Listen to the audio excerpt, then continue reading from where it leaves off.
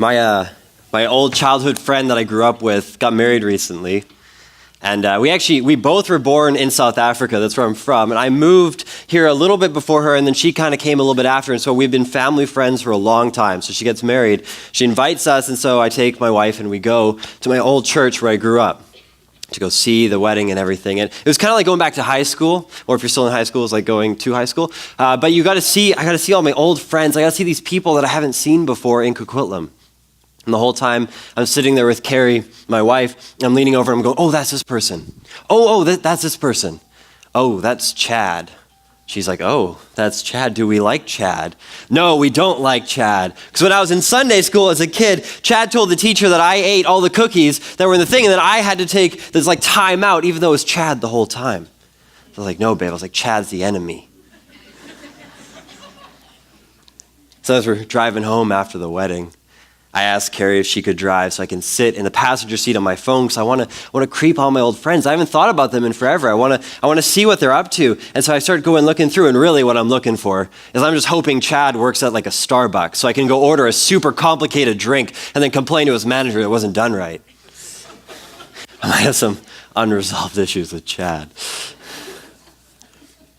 As I'm sitting there on my phone looking through all these people, my righteous anger and vengeance for the cookies starts turning into sadness and confusion. And I'm going, next person and the next person. I'm going, what's going on? All I see on their profiles are partying and drugs and girls and sex and Buddhism and New Age stuff and all these things. And I'm going, what's going on? I grew up with these guys.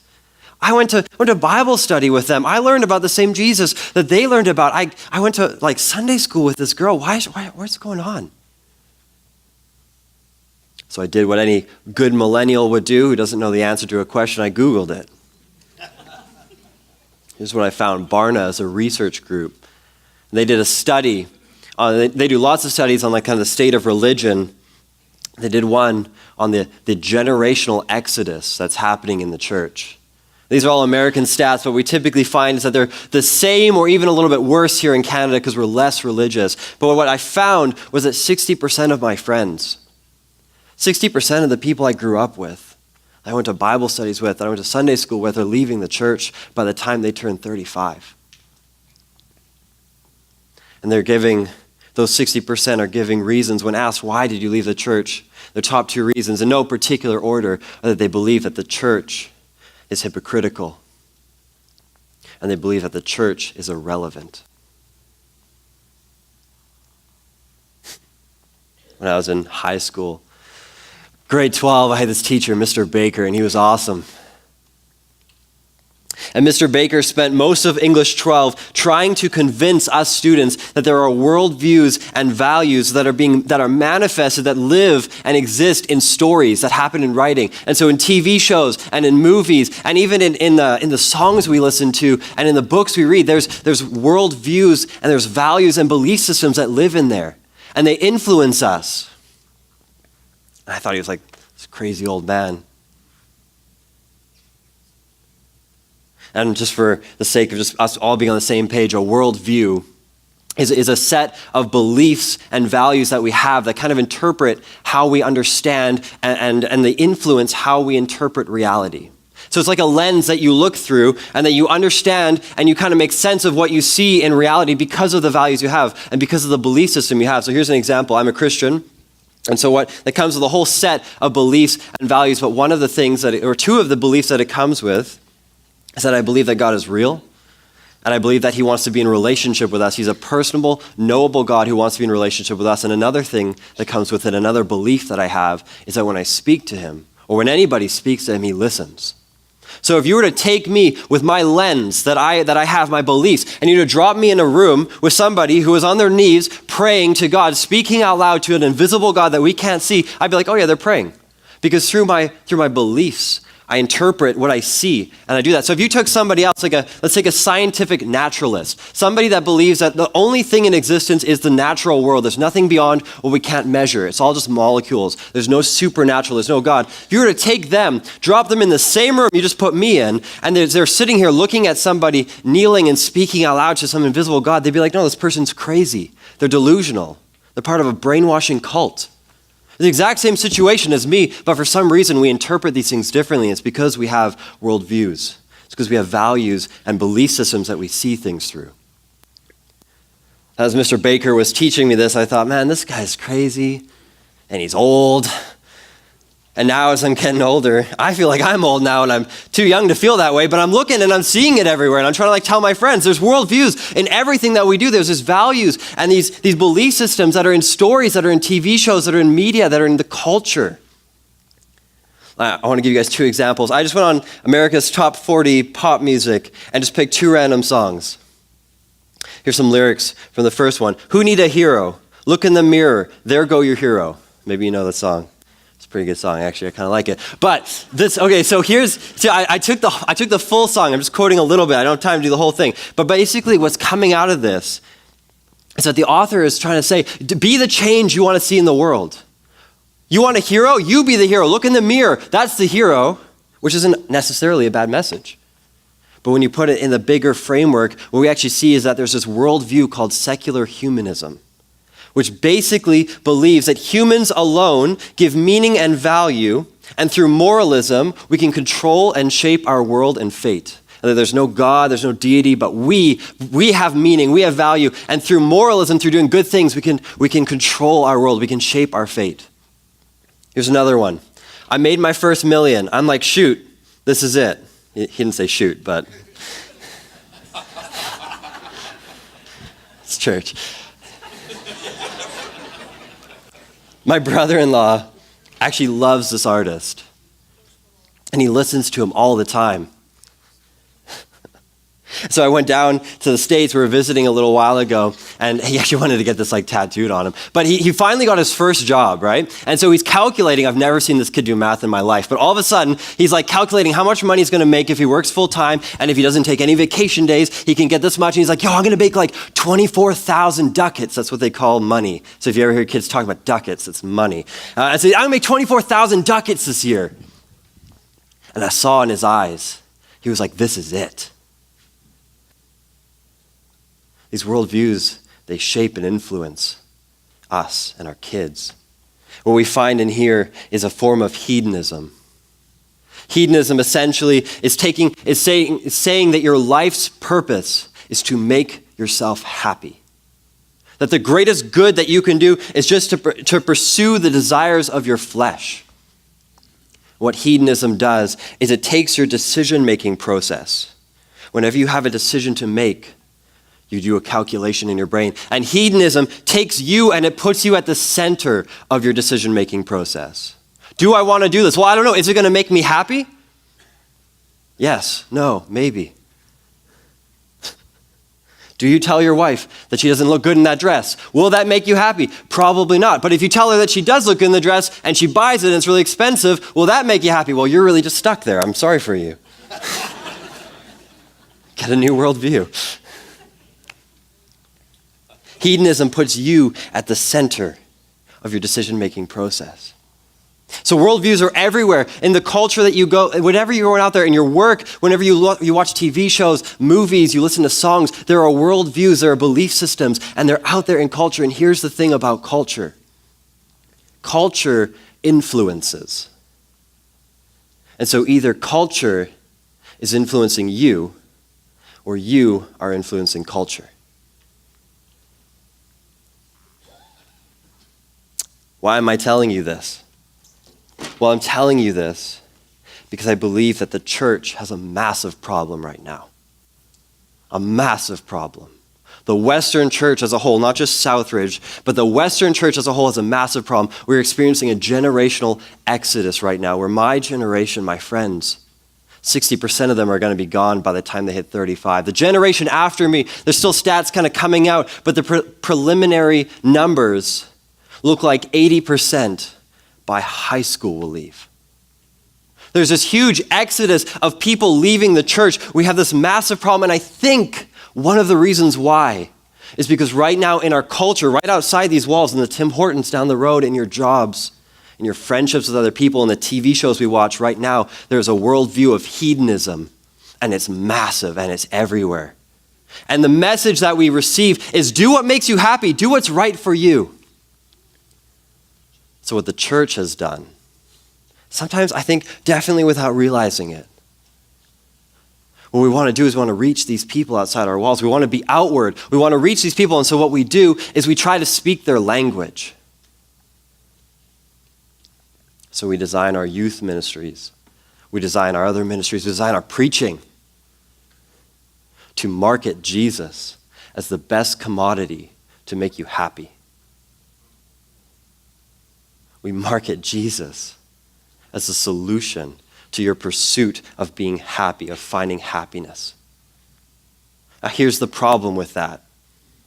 We have all of these new believers and these youth growing up in the church, and they're growing up in these ministries that are built on and feed into this worldview and this ideology that you should be happy, and that the way you make decisions is based on what makes you happy. And we've done a pretty good job of marketing Jesus as the one who makes you happy. We say things like, Jesus loves you so much. Jesus died for you. Jesus wants you to be happy. Jesus wants the best for you. And Jesus is the best solution for you being happy. And that's not true. It's just not the full picture. And our world's definition of happiness is not Jesus' definition of joy and pleasure and fulfillment. See, it works for a while. We have these kids growing up who are now my age. These kids grow up in youth group, and it's like a party, and it's a rave, and there's lights, and it's so much fun, and they're like, wow, this is a blast, and this is a great, and they're like, Jesus makes me so happy, and there's this huge community, and it's like a hype, and it's so great, and then they go off to college, and someone's like, hey, do you want some weed? Do you want to go have like just a bunch of casual sex at this toga party? Do you want to just go get like blackout drunk and have no consequences to it? And they're like, well, that sounds pretty good. That sounds like that can make me pretty happy. And then the church is like, well, actually, blah, blah, blah. You can't have sex outside of marriage, and you can't, too much drinking, that's not good for you. And actually, no drugs. And then all of a sudden these college kids are growing up going, I need to make decisions on what makes me happy, and Jesus seems to be the best solution. And they're like, actually, these stuff looks pretty good. And they don't hand out drugs at church. And everyone at church has their clothes on. Thank God. And now all of a sudden you have these college kids who are going, is Jesus really the best commodity to make me happy? I got to do a disclaimer in here. I am not speaking about SouthRidge Youth. As a matter of fact, I've been talking with Bailey and Ben, the two guys who are in charge of kind of leading and running this thing, and they do such an amazing job. You guys, we are so incredibly blessed to have a youth group like them and to have leaders like them. If your kids are in youth group, please go up to Ben or Bailey and just say thank you. The discipleship and the mentoring and the meaningful relationships that they build in there, it's amazing. It's what we need. It's what our kids need. So let me just kind of do a little disclaimer here. I'm not trying to target SouthRidge. I'm not targeting Ben and Bailey or our youth group. And I'm not trying to shift blame or throw shade at anybody.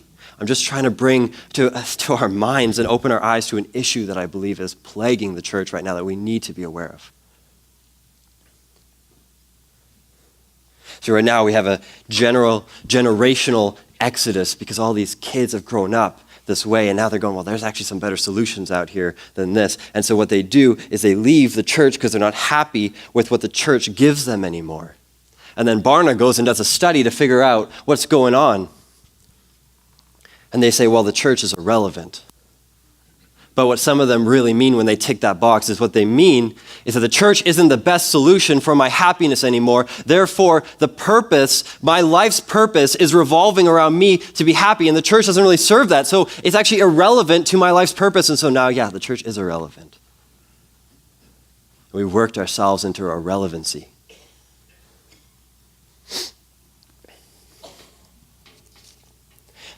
Jesus, in Luke 10, kind of deals and interacts with an individual who has placed himself at the center of his decision-making process. We're going to be reading from Luke 10. We're starting in verse 25. So if you have your Bible, you can go there now. If you don't, I think it'll be on the screen. And what's kind of happening here, Luke 10, starting in verse 25, Jesus is traveling town to town, and he's speaking and he's teaching to people, and people are interested in what he has to say. And so crowds gather and they all sit down, and he stands and he talks to them. And if you have a question, you stand up and you ask. And so that's exactly what happens. Verse 25, and behold, a lawyer stood up to put him to the test. That's as far as we're going to get. No, I'm kidding. But a lawyer, and this time, we read it now and we think, oh, that's somebody who sues somebody, right? And those are people who work in the courts. But back then, a lawyer would have been somebody who was an expert in Jewish law. And so he was, if you go to Trinity Western, go to their theology, go to their God department, and then ask for a professor. That's who we're dealing with, okay? So we have somebody who's well learned in the laws of the Old Testament, and he says, teacher, what shall I do to inherit eternal life? Well, we can't read too much into just this little part, but as we get the full picture, as we understand some more questions he asks, we can kind of see what's going on. He reveals to us the state of his heart in this question. He says, Jesus, what do I need to do to preserve my own life? And because he was a Jew, he's not a hedonist necessarily. He's a theist. He believes in a God. But what we find is that he's at the center of his decision-making process. He's going, Jesus, I want to live forever. I want to preserve my own life. My idea, my goal, my life's purpose is to preserve and live forever and go to heaven. What do I need to do? He's trying to evaluate the decisions that he's going to make, the laws he's going to follow, because this is his goal. And so Jesus turns back to him and he says, what is written in the law? How do you read it? Basically what he's saying is, well, you're a smart guy. You went to school for this. What's the answer? Give me the textbook answer. And so he says, you shall love the Lord your God with all of your heart, and with all of your soul, and with all of your strength, and with all of your mind, and your neighbor as yourself. And so he's quoting Old Testament scriptures here. He's quoting the first commandment, and he's basically summarizing the fullness of the law in these two things, which is pretty normal. It's actually part of what they call the Shema, something that they would repeat often to themselves daily. And Jesus says, you've answered correctly, you're right. What's interesting here is that Jesus he flips this equation with this man. This Pharisee, this tax collector, that was last time I preached. This lawyer is standing here and he's going, Jesus, what do I have to do? Because I have this goal, I have this purpose for my own life. This is what I want to get. What do I have to do to get it? And Jesus says, you need to change what's the center of your life. How you make decisions is not based on what you want, on what makes you happy, or your goal or your purpose. It's now based on God being in the center. He says you have to love God more than you love your life, and more than you love the thought of being alive forever, of going to heaven. And then you have to have that love and give it to other people. Love God, love others. Jesus flips this equation and he changes the center of the decision-making process, and he takes this man out of it, and he puts God in the center. And now the question is no longer, what do I want so that I can achieve eternal life, so that I can be happy? Now the question is, how will this honor God? How will my relationships honor God? How will my spending honor God? Not how will my spending make me happy? Not how will my relationships make me happy? Not how will this girlfriend, I don't know, maybe there's a better one, or it's getting really hard in my marriage. Maybe it's time to move on because it's not making me happy anymore. No, now it's how will this decision that I'm about to make honor God? Jesus flips the equation on him. This is a countercultural message. See, today in our culture, right outside these doors, we're told just do what makes you happy. Oh, you don't like how you look? Well, buy these diet pills. Go to the gym. Get all these things because you got to look a certain way, and then you'll be happy with that. Oh, you're not happy? Well, maybe you need to wear the right designer clothes. Or actually, you know what? Maybe you need a better car, or actually get a different job. Or you know what? Your wife, she's kind of toxic. Time to leave that. Time to cut those people out of your life and go get something better. That'll make you happy. And what we do is we just keep consuming and consuming and consuming, but it doesn't work. And it always leaves us coming back to this place where we need something else. We're waiting for the next thing to make us happy. Jesus comes along and he says, no. It's not about you being at the center. It's not about you evaluating everything you do based on what makes you happy. Your life's purpose is not to serve yourself. Your life's purpose is to be a part of a bigger plan. of God saving the world. Your life's purpose is to join into this redemptive mission that Jesus has for the world and to love people and to point them back to him. Because there's a coming age where we will experience true happiness, where we'll experience true joy and true pleasure. Please don't get me wrong, I am not against happiness. It's a great thing. But here on this earth, we are called to a mission. And it's not ourselves.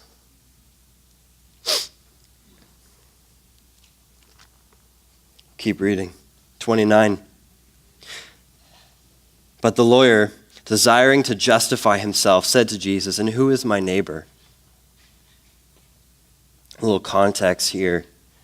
This time the Jews were a culturally elite race, and so they really disliked certain people, especially the Samaritans, so much so that when they would travel, it'd be like days to travel from one place to another, but they'd actually, instead of cutting through Samaria and like cutting off a huge chunk of travel time, they would like add days onto it and go around Samaria just so they wouldn't even walk on the soil of these people's land. And so this lawyer is looking at this thing and he's going, well, I know I can't love everybody. And so he's trying to find out what the minimum requirements for him is.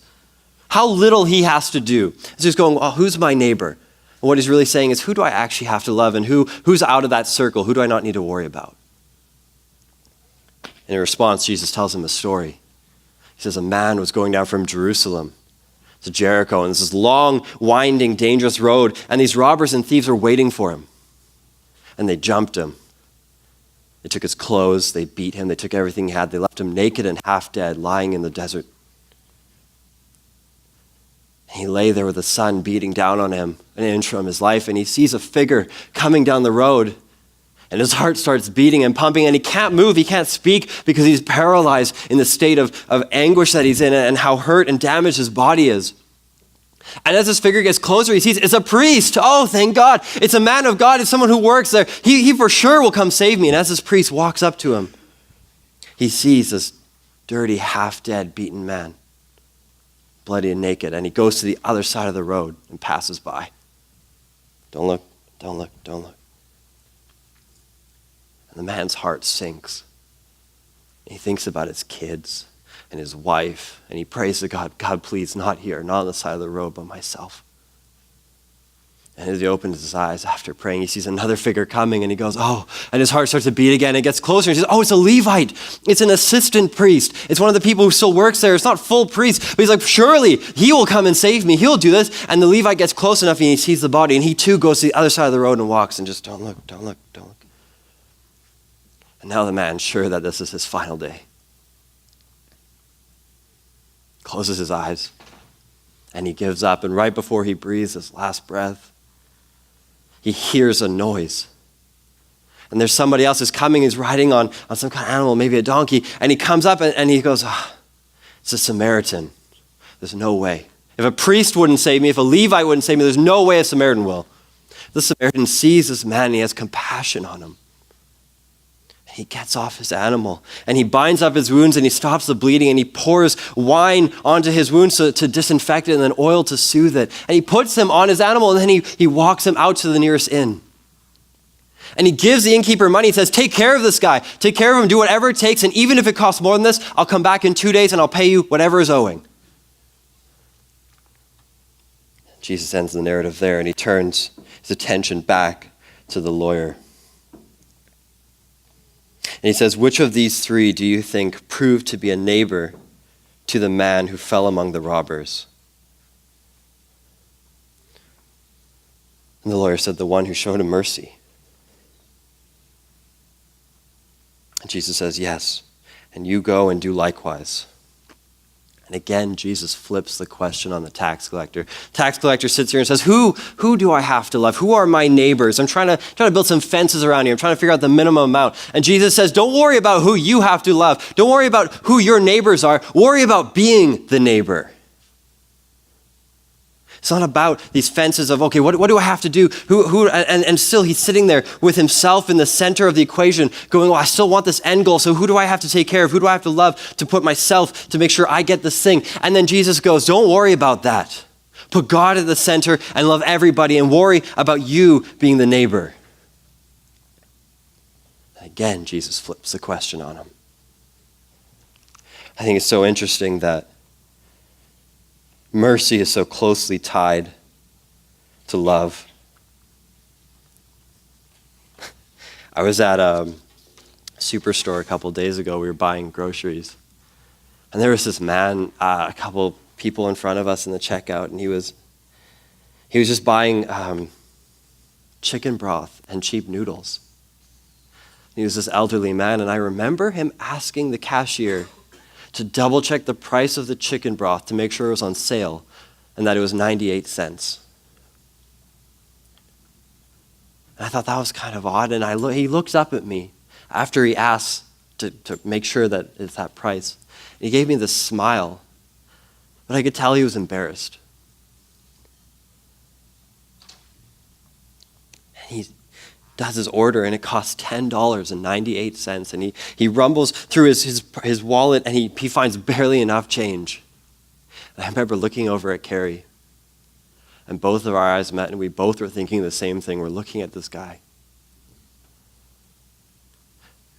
And he had the nicest smile. And his soft eyes. And he was embarrassed. And I sat there, and Carrie and I just bought our first home.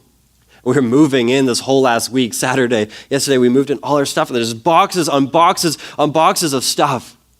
And I was sitting there, and they've been in boxes for years now because we've been like kind of living in this smaller place. We couldn't fit all of our things. And I'm going, oh my gosh, how do we have all this stuff? And then I go to Superstore, and I see someone who's making sure that his bill doesn't cost more than $11. And I go, God, how did I get so caught up in what I have?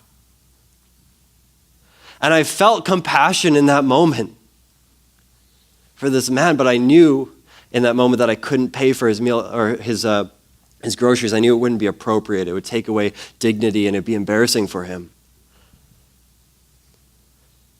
And he walks away, and I just feel my heart sink, as if I just crossed on the other side of the road. Just don't look. On Thursday of this week, we do a preaching cohort here at SouthRidge, and basically some of us who have the privilege of being able to speak, we come and we meet once a month, and we talk about messages, and we learn stuff, and then we kind of review messages and sermons and all these things. And I was telling them the story about this man and how I wanted to express generosity to him. That's one of our values here at SouthRidge. It's one of my values. It's a core value of mine. I wanted to give. Everything inside of me was like, Craig, you have so much. This guy's trying to buy 98-cent chicken broth. And I can't be sure, but my guess is that's all he's eating this week. So I'm telling them this story, and Ben, and he's given me permission to share this. Ben tells me that his family has a benevolence fund, their own benevolence fund. Here at church, we have a benevolence fund. And actually, we got to do something awesome. Last week, we donated $5,000 to New Hope because they're doing some amazing things, and they hit some roadblocks. And it's just so cool to see that. I'm like, yes, that's awesome. That's why I give to this church. And now I'm sitting there going, listening to Ben, and he's going, yeah, we have our own benevolence fund so that we can practice immediate generosity. I'm going, that's a great idea. So I talked to Carrie about it, and we're going to buy gift cards to keep in our wallet at all times. Because it's not our money. See, in our decision-making process, before we go, well, you know what, this is my money, and so I'm going to do what makes me happy with it. But now as a Christian, I look at my money and I go, actually, I'm not the one who gets to decide how this gets used, because I put God in the center of my decision-making process. And I go, God, how do I spend this money to honor you? How do I spend this money to love you? And I have a new purpose in my life. It's not to serve myself, but it's to serve God. It's to be a part of what Jesus is doing in this world and saving people, and to point my life to point to what he did and to who he is. And so now we're going to have gift cards that we can just practice immediate generosity to. And I don't want to be prescriptive, and I don't want to say that this is a solution for everybody. But I want to ask a question. What would it look like for us What would it look like for us as SouthRidge Church if we practiced this, if we practiced kingdom generosity, if we practiced putting God in the center of our decision-making process, if we took ourselves out of our life purpose and we put God as our life purpose? What would it look like for us in this city to practice generosity, immediate generosity? I don't want to be prescriptive, but there is an opportunity to serve. We have Fall Carnival coming up. Now, I don't want you to just, Craig says to serve, and he made a really good point in his sermon, and so I'm going to do it. I don't want you to feel guilt. I don't want you to feel like you need to, but what would it look like to practice generosity and be a part of what God's doing? Because it's a part of our values. It's a part of our worldview. What would it look like to be a group of people on mission? There are 1,000 of us now at SouthRidge. What would it look like for every one of us to be on mission for the kingdom of God, to align our life's purpose to Jesus' life's purpose, and to be a part of the redemptive work that he is doing? What would it look like to make that uncomfortable conversation and invite a friend to Fall Carnival, not because you think you should, not because Craig said so, but because it's part of being on mission. It's part of being a part of what God is doing here on this earth. I'm going to pray for you guys.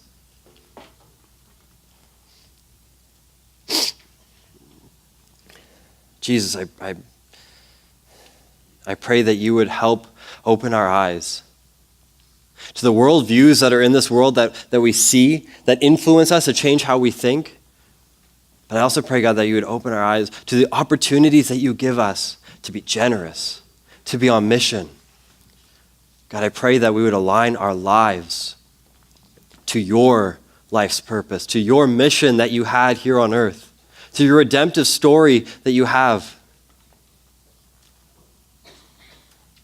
God, I pray that you would give us a heart of compassion, a heart of generosity, a heart of servanthood.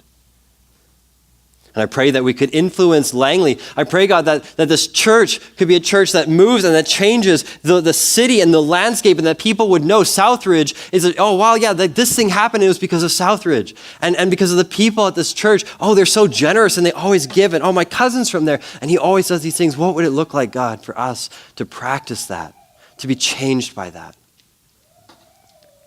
Jesus, I pray that you be stirring in our hearts. In your name, amen.